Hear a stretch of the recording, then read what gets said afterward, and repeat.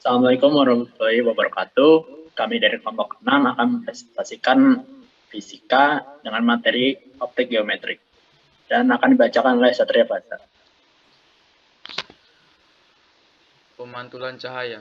Pemantulan cahaya adalah proses terjadinya peristiwa perubahan arah rambat berkas cahaya yang mengenai permukaan bidang pantul ke sisi medium asalnya. Dalam bahasa sederhana, pemantulan cahaya adalah proses terpencarnya kembali cahaya dari permukaan benda yang terkena cahaya. Jenis pemantulan cahaya. Jenis pemantulan cahaya ada dua. Satu, pemantulan baur dan pemantulan teratur. Pemantulan baur. Pemantulan baur adalah pemantulan cahaya ke segala arah yang terjadi karena bekas sinar datang jatuh pada permukaan kasar atau tidak rata.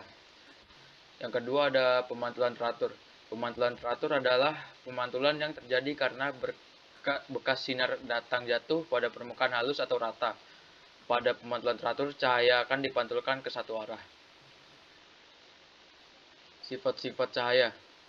Cahaya mempunyai beberapa sifat.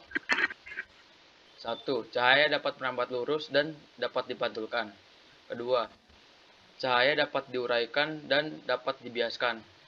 Ketiga, cahaya dapat menembus benda bening dan dapat mengalami inferensi. 4. Cahaya dapat mengalami difraksi dan dapat mengalami polarisasi. Selanjutnya dibacakan oleh Andreas. Hukum pemantulan Snellius. Snellius merupakan hukum pemantulan cahaya sebagai berikut. 1. Sinar datang, garis normal, dan sinar pantul terletak pada satu bidang datar. Sudut datang sama dengan sudut pantul. Secara matematis, persamaan sudut datang dan sudut pantul dituliskan dalam bentuk rumus berikut. Yang ketiga, sinar datang tegak lurus, cermin akan dipantulkan kembali. Cermin datar. Cermin datar adalah benda yang permukaannya datar dan transparan, yang dilapisi berupa lapisan cat logam di bagian belakang yang berfungsi sebagai bidang pantul. Cermin datar menghasilkan bayangan maya, tegak, dan sama besar terhadap benda. Rumus cermin datar.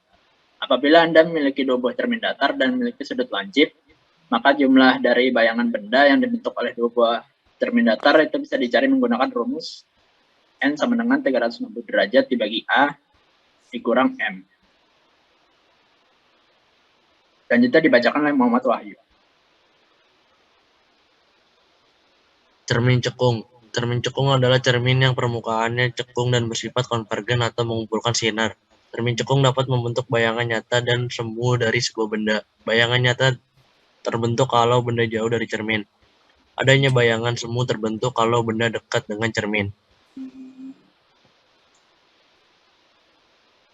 Rumus cermin cekung. Cermin cekung berfokus positif untuk mencari jarak bayangan pada cermin cekung menggunakan rumus 1/F sama dengan 1/S ditambah 1/S aksen. Untuk mencari perbesaran bayangannya pada cermin cekung menggunakan rumus M sama dengan S aksen per S sama dengan H aksen per H. Sinar istimewa cermin cekung.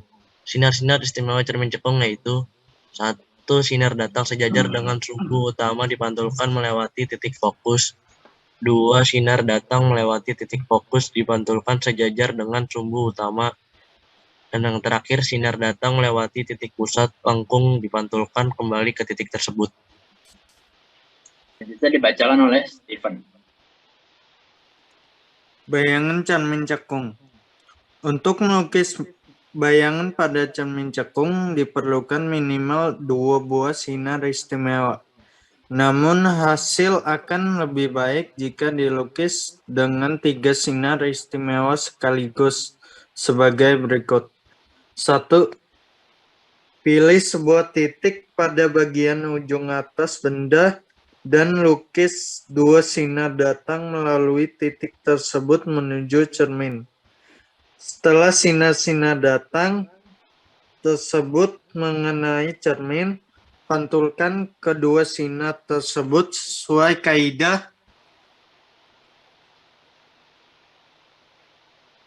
sinar istimewa cermin cekung. 3. Tandai titik potong sinar pantul sebagai tempat bayangan benda. 4. Lukis perpotongan sinar-sinar pantul tersebut. Aplikasi cermin cekung. Alat dokter gigi memeriksa lubang gigi. Digunakan pada bagian bawah mikroskop. Reflektor lampu senter. Cermin cembung.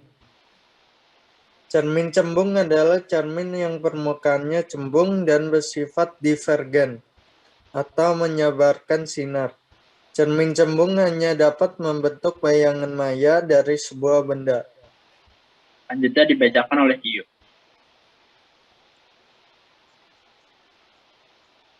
Rumus cermin cembung. Rumus cermin cembung mirip cermin cekung, hanya saja nilai fokusnya F, negatif.